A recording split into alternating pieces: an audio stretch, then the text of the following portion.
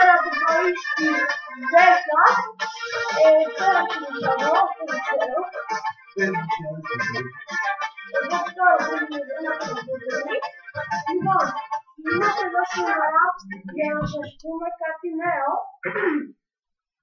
Αυτό νέο είναι σχετικά με τη σελίδα μου στο Facebook. Πρώτα απ' όλα θέλω να σας πω ότι θέλω να μας γράψετε στα comment για διάφορα e-games ή διάφορα Q&A, υποκλήσεις. Τι θέλετε να δείτε τέλος πάντων. Βίντεο, γενικώς θέλετε να κάνουμε. Ναι, το πιο πολλά comment κερδίζουμε. Λοιπόν, σας παρακαλώ, γράψτε comment, γράψτε, μέχρι να βρούμε μια λύση για ένα πρόγραμμα που προχωρεί για αυτό το σχολείο. Έχουμε πει ότι δεν είναι υποχρεωτικό το subscribe. Ναι. Μόνο ένα like άμα μπορείτε. Ένα share στο Facebook, όπου θέλετε. Ένα comment πάντα. Αυτά. Ναι.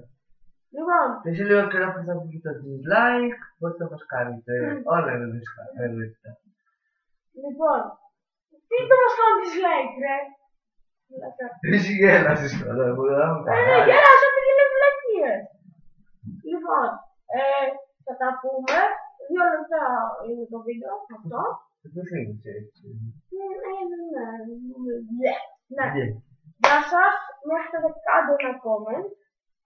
Ένα like. Ένα share. Και ένα μη υποχρεωτικό, άμα θέλετε, subscribe. Λοιπόν, Subscribe. μέχρι τότε, bye bye!